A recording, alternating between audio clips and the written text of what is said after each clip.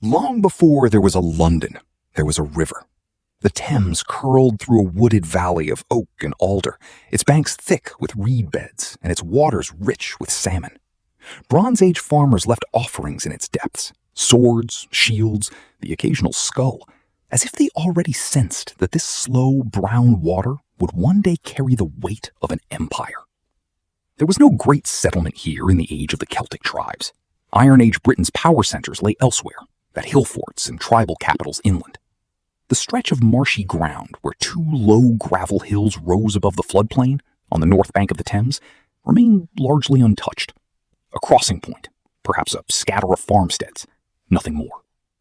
That emptiness would not last. An empire was coming north, and it would see in this unremarkable bend of river exactly what earlier peoples had missed. A place where ships from the sea could meet roads from the land. In 43 AD, the armies of Emperor Claudius crossed the English Channel and began the conquest of Britain.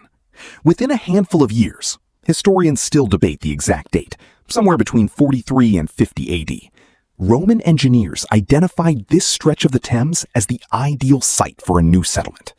The river was tidal here, deep enough for seagoing ships, yet narrow enough to bridge.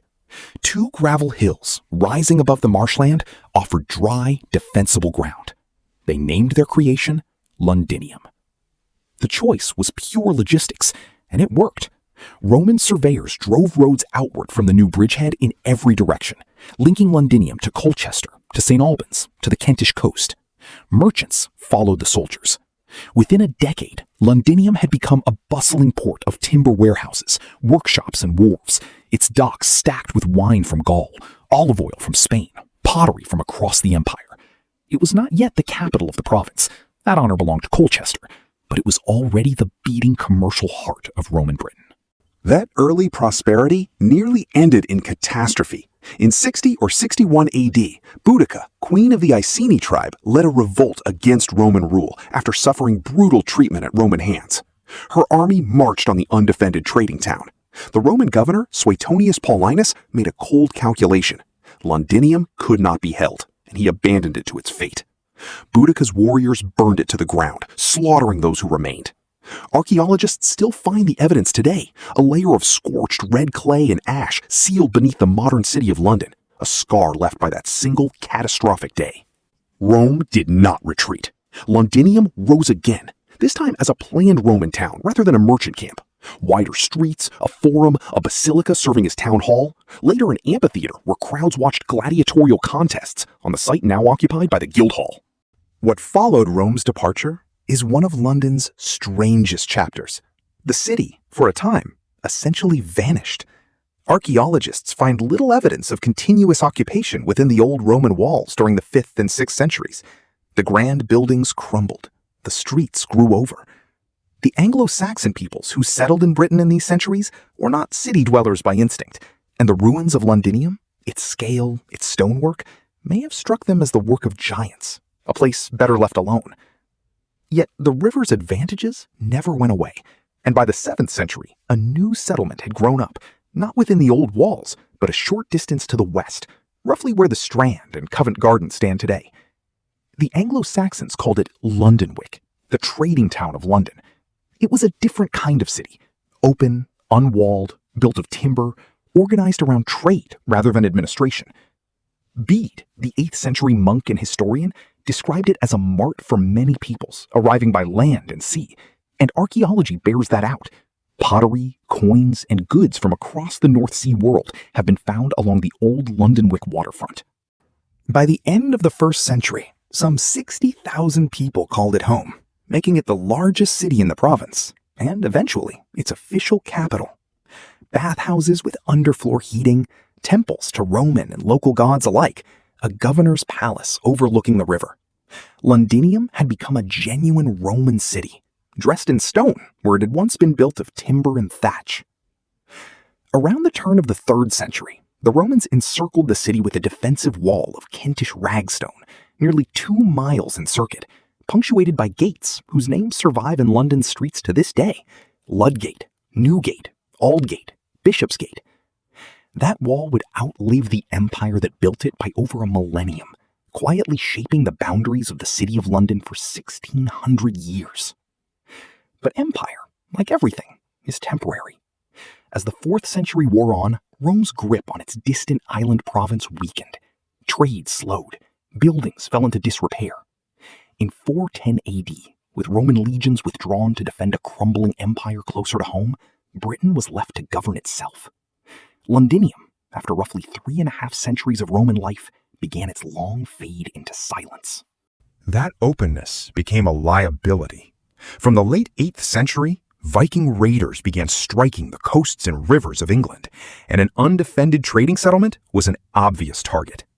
London was raided repeatedly through the 9th century. In 871, chroniclers record a Viking army wintering in the town. For a time, London fell fully under Danish control. It was Alfred the Great, King of Wessex, who changed London's fortunes permanently. In 886, Alfred took the city and made a deliberate decision. Rather than rebuild the exposed riverside settlement at Londonwick, he resettled London within the old, defensible Roman walls. The Growl Hills that Rome had first fortified became the heart of the city once again, and this time, the city would not leave them. Under Alfred's successors, London within the Roman walls grew into England's wealthiest and most important town, though not yet its formal capital. That status still belonged to Winchester. Trade flourished along the rebuilt riverfront. London Bridge, first raised in some form by the Anglo-Saxons, became both a crossing and a landmark, eventually crowded with houses and shops along its length, in a style that would persist for centuries. Then, in October 1066, everything changed. At the Battle of Hastings, William, Duke of Normandy, defeated and killed King Harold II and marched to claim England's throne. London's leaders, watching Norman forces cut off their supply lines and lay waste to Southwark across the river, chose to submit rather than fight. William was crowned in the newly built Westminster Abbey on Christmas Day 1066, and Westminster Abbey itself, consecrated only days before King Edward the Confessor's death earlier that January, would go on to host the coronation of nearly every English monarch since. William understood that holding London meant controlling England, and he moved to secure it with characteristic ruthlessness. Around 1078, construction began on a massive stone keep in the southeastern corner of the old Roman walls, the White Tower, built from pale limestone shipped from Caen in Normandy, a deliberate and towering symbol of conquest looming over the Saxon city below. It would grow over the following centuries into the sprawling fortress-palace-prison complex known as the Tower of London. Royal residence, armory, treasury, and for those who fell from royal favor, the last address many of them would ever know. In 1086, William ordered a sweeping survey of his new kingdom, recording land holdings, livestock, and resources village by village in what became known as the Domesday Book, one of the most remarkable administrative documents of the medieval world. Curiously, London itself was left out of the survey entirely, likely because its complex, self-governing commercial life simply didn't fit the rural manorial framework the king's surveyors were built to record. It was an early sign of something that would define the city for the next 1,000 years. London operated by its own rules, answerable to the crown, but never quite absorbed by it. Through the 12th and 13th centuries, London transformed into medieval Europe's great commercial city. Its citizens, unlike the peasantry bound to feudal lords across most of England, won a remarkable degree of self-government. In 1191, London gained the right to elect its own mayor, and the office of Lord Mayor of London, still ceremonially significant today, became a symbol of the city's independence from the crown that ruled everything around it. That independence mattered in 1215, when a coalition of barons forced King John to accept Magna Carta at Runnymede, curbing royal power and guaranteeing certain rights and liberties. London citizens had thrown their support behind the barons, and the charter itself included a clause explicitly confirming the city's ancient liberties and customs, an early recognition that London operated by its own rules, even under a king. Medieval London organized itself around trade guilds, the livery companies of merchants, goldsmiths, mercers, fishmongers, and dozens of other trades, each with its own hall, its own hierarchy, its own grip on a slice of the city's commerce. Streets took their names from the trades clustered along them: Bread Street, Milk Street, Cheapside, from the Old English word for market. London Bridge, rebuilt in stone by the end of the 12th century, carried 19 narrow arches, a chapel, and houses piled several stories high along its length, so cramped that crossing it felt less like crossing a bridge than walking through a tunnel of shops. It was also, by medieval standards, an enormous city, filthy, overcrowded, and constantly rebuilding itself after the fires that periodically tore through its densely packed timber houses. By the early 14th century, London's population had grown to somewhere around 80,000, a staggering concentration of people for the age. That concentration, unfortunately, was about to make the city catastrophically vulnerable to a threat no wall could stop. It was this teeming, mercantile London that produced Geoffrey Chaucer, a customs official and poet who, in the late 14th century, wrote the Canterbury Tales, a collection of stories told by pilgrims setting out from a Southwark inn, and one of the first great literary works composed in English rather than French or Latin. Chaucer's London was a city where a poor apprentice could, in theory, rise through the ranks of a livery company to real wealth and civic power, a story later mythologized in the legend of Dick Whittington, the historical mercer and merchant who served as Lord Mayor of London multiple times in the late 1300s and early 1400s, a far cry from the folktale of a poor boy and his cat that grew up around his name generations later. In the summer of 1348, a disease that would come to be called the Black Death arrived on England's southern coast, carried, unknowingly, aboard ships from continental Europe. It reached London by November.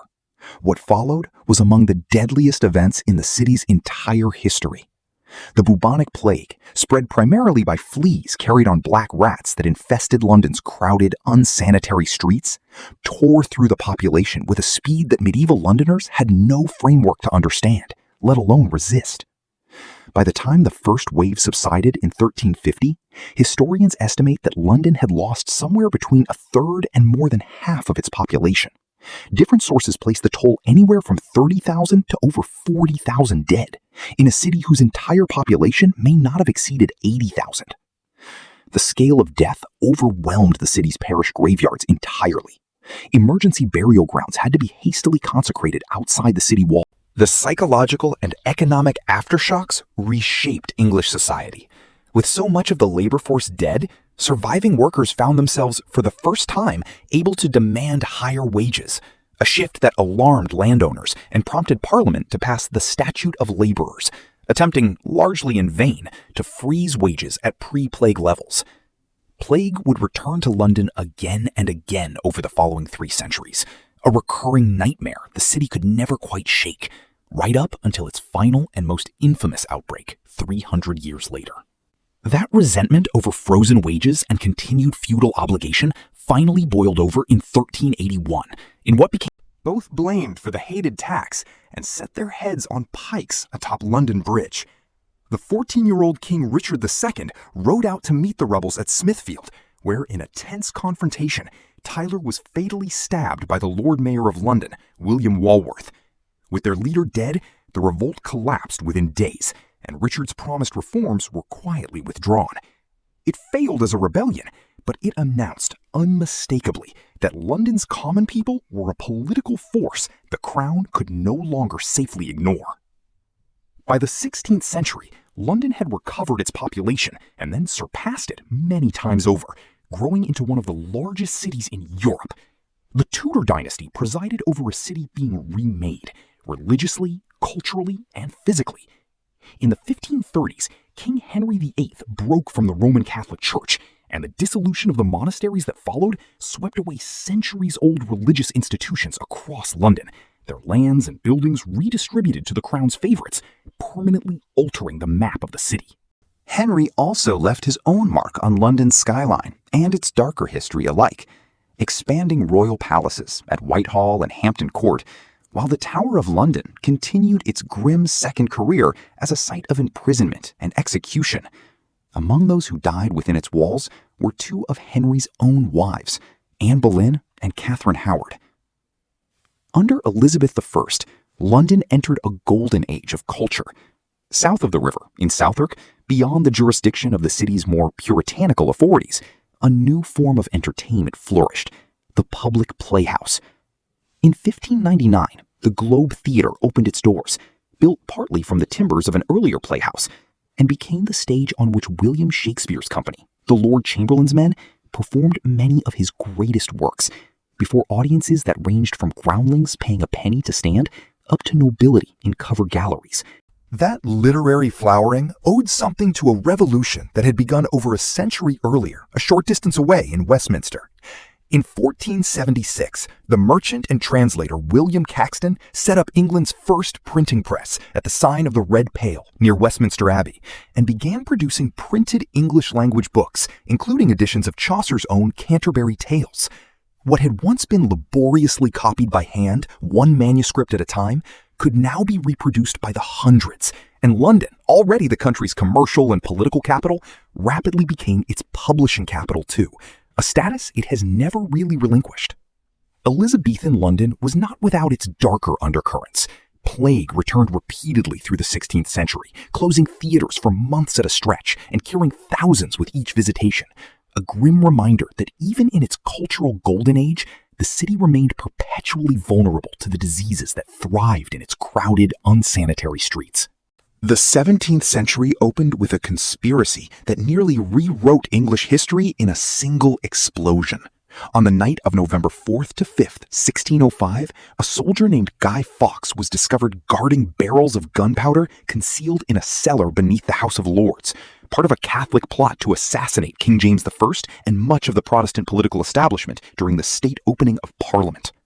The gunpowder plot was foiled at the last moment. Its conspirators were captured, tried, and executed, and Fawkes' failure is still commemorated across Britain every November 5th with bonfires and fireworks, a rare case of a foiled London terror plot becoming a permanent national holiday. Far greater upheaval followed a few decades later. Tensions between King Charles I and Parliament over money, religion, and the limits of royal authority erupted into the English Civil War in 1642, pitting royalist supporters of the king against parliamentarian forces increasingly dominated by Oliver Cromwell. London, with its wealth, its trained militia, and its parliament, sided firmly against the crown, denying Charles the capital and its resources throughout the conflict. After years of fighting and Charles's eventual defeat and capture, Parliament took the extraordinary step of putting the king himself on trial for treason. On January 30th, 1649, Charles I was led out through a window of the banqueting house on Whitehall and beheaded on a scaffold before a crowd of onlookers, the only English monarch in history to be tried and formally executed by his own subjects. England became a republic under Cromwell's Commonwealth, a period of austere Puritan rule during which London's theaters, including the successors to Shakespeare's Globe, were shut down as sinful distractions. The experiment in Republican government did not outlast Cromwell himself by long. In 1660, with the country weary of Puritan restriction, Parliament invited Charles's exiled son back to London as King Charles II, and the monarchy, along with the theaters, the music, and much of the color that had briefly vanished from London life, was restored. The 17th century delivered London two disasters in successive years, each so severe that together they nearly rewrote the city from scratch. In 1665, bubonic plague returned in a wave later remembered as the Great Plague, the last and among the worst of London's recurring plague epidemics. Historians estimate roughly 100,000 Londoners died, around a fifth of the city's population, in a matter of months. Those who could afford to. London had barely begun to recover when, in the early hours of September 2nd, 1666, a fire broke out in a baker's shop on Pudding Lane near London Bridge. The baker, Thomas Farriner, later insisted he had extinguished his ovens properly. Whatever the cause, a spark found dry tinder in a city that had suffered a rainless summer, its timber houses packed together with upper floors nearly touching across narrow lanes. The Lord Mayor, roused and shown the first flames, famously dismissed the danger, a decision he would regret within hours. The Great Fire of London burned for 4 days, driven by strong winds, consuming roughly 4/5 of the walled city. Old St. Paul's Cathedral, 87 parish churches, the Royal Exchange, and some 13,000 houses were reduced to ash. Remarkably, the recorded death toll was small, though many historians suspect the true number, particularly among London's poorest residents, went uncounted. Samuel Pepys, the naval administrator whose diary remains one of the great eyewitness accounts of the era, buried his prized Parmesan cheese and a bottle of wine in his garden to save them from the flames. A small human detail amid a city-wide catastrophe. Out of the ashes came opportunity. Architect Sir Christopher Wren was commissioned to rebuild dozens of churches across the city, crowned by his masterpiece, a new St. Paul's Cathedral with its soaring dome, completed in 1711. A monument, simply called the Monument, was erected near Pudding Lane to mark where the fire began, and still stands there today, a stone column with a gilded urn of flames at its summit. The century following the Great Fire saw London rebuild not just its buildings, but its entire character. Brick replaced timber by law, widening streets and reducing fire risk. The city expanded rapidly westward as fashionable new squares and terraces rose across Mayfair and beyond, built for a growing class of merchants, bankers, and professionals grown wealthy on Britain's expanding global trade. Much of it uncomfortably entangled with the transatlantic slave trade that enriched London's docks and financial houses, even as it inflicted. London's coffee houses became engines of the Enlightenment in miniature, places where merchants, scientists, and writers gathered to trade news, gossip, and ideas over a then exotic drink. One coffee house frequented by ship captains and marine insurers, run by a man named Edward Lloyd, would eventually grow into Lloyd's of London, still one of the world's most important insurance markets. The Bank of England was founded in 1694, cementing London's rise as a global financial capital. Georgian London was also a city of stark contrasts, memorably captured in the satirical engravings of William Hogarth. Elegant squares, a short walk from slums like St. Giles, where gin, cheaply and often dangerously distilled, fueled a public health crisis so severe that Parliament passed a series of gin acts attempting to curb consumption. By the century's end, London's population had climbed past 900,000, making it easily the largest city in Europe and one of the largest the world had ever seen. The Georgian era also saw London become a center of the growing movement against the transatlantic slave trade, a trade in which the city's own merchants and financial institutions had long been complicit. Campaigners, including freed and formerly enslaved writers such as Oladawa Equiano, whose published memoir helped turn British public opinion against the trade, worked alongside parliamentarians like William Wilberforce, whose efforts contributed to the passage of the Slave Trade Act of 1807, banning the trade, though not the practice of slavery itself, which continued in British colonies for decades more within the British Empire. Queen Victoria's reign, beginning in 1837, coincided with London's transformation into the capital of the largest empire in human history. The population exploded. That growth outpaced the city's infrastructure catastrophically. Raw sewage, generated by millions of residents, and increasingly by newly fashionable flushing toilets, poured directly into the River Thames, which also supplied much of the city's drinking water. Cholera outbreaks killed thousands. Matters came to a head in the sweltering summer of 1858, when the stench rising from the sewage-choked Thames grew so overpowering that it drove members of Parliament from the chamber of the House of Commons itself, an event the press dubbed the Great Stink. Parliament, suddenly personally motivated, rushed through funding within 18 days for an ambitious solution proposed by engineer Joseph Bazalgette, a vast network of brick-lined intercepting sewers running beneath new embankments along the Thames, carrying waste far downstream of the city before release. Completed in 1875, Bazalgette's sewer system was built with such foresight, he reportedly doubled his calculated pipe capacity to accommodate future growth, that much of it remains in use beneath London's streets to this day.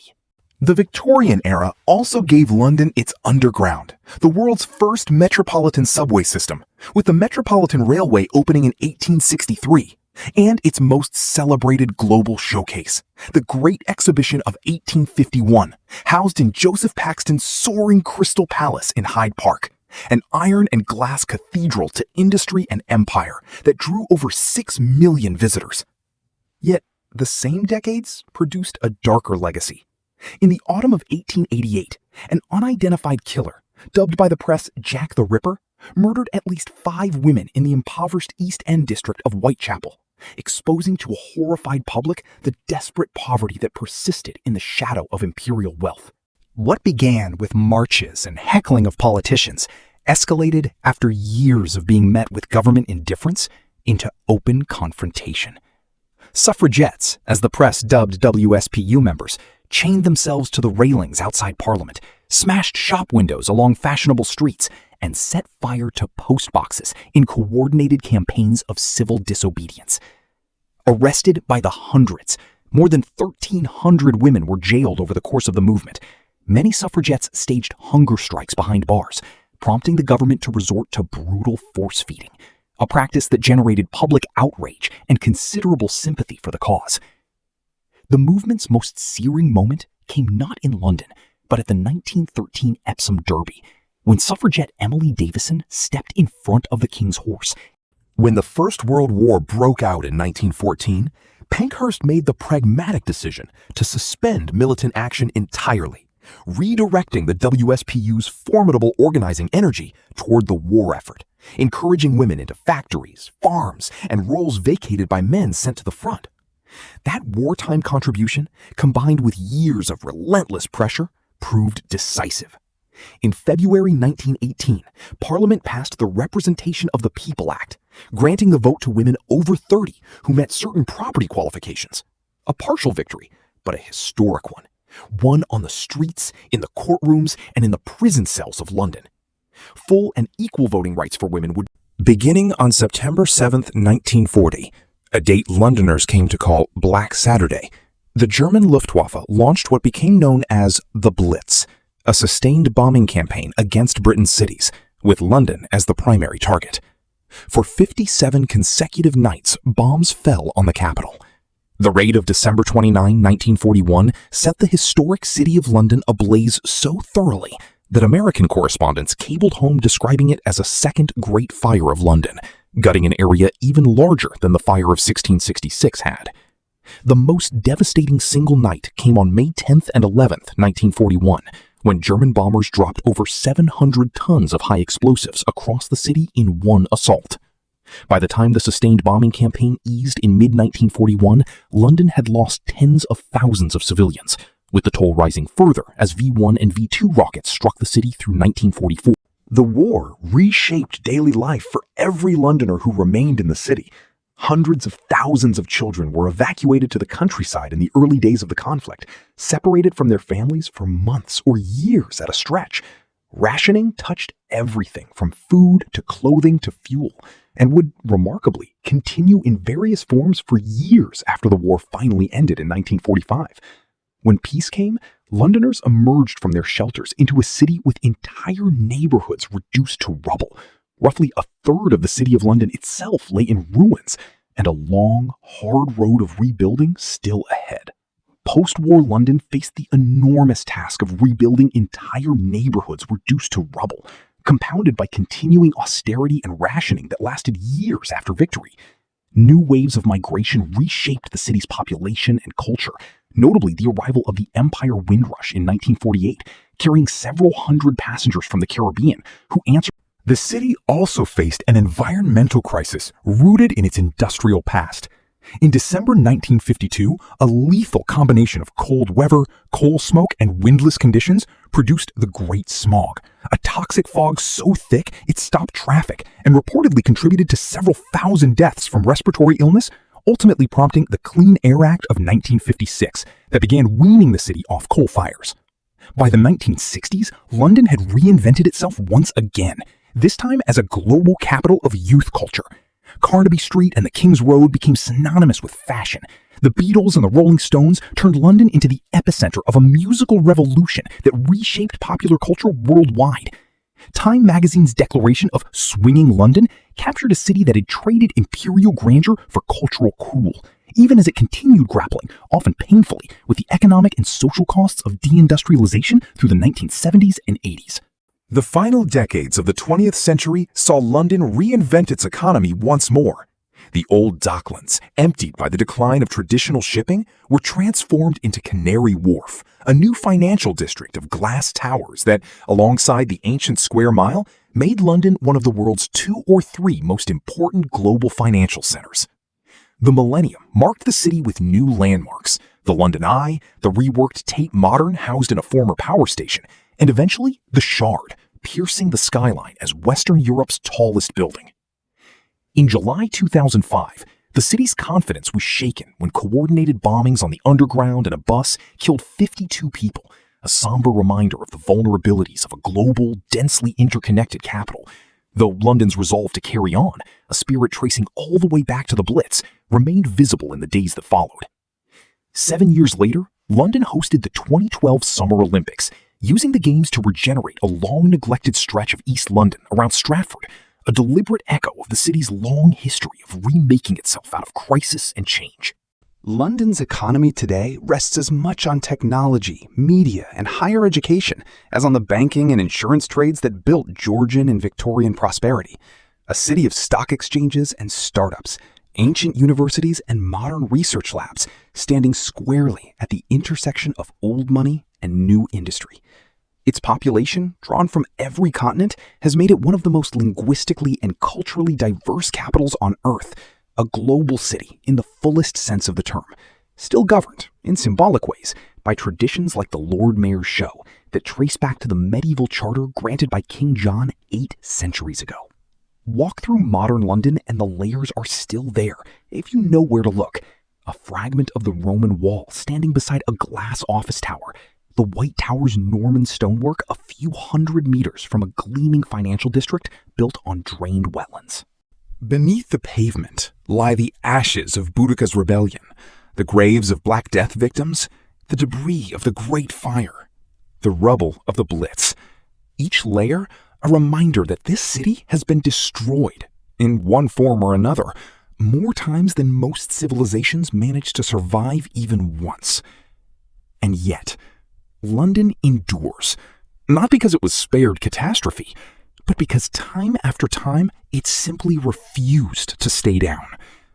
From a small Roman trading post on a bend of the Thames to one of the defining cities of the modern world, London's true history is not the story of any single golden age. It is the story of a city that kept rebuilding itself, generation after generation, out of fire, plague, and rubble. And in doing so, wrote nearly 2,000 years of human history along the banks of one quiet river.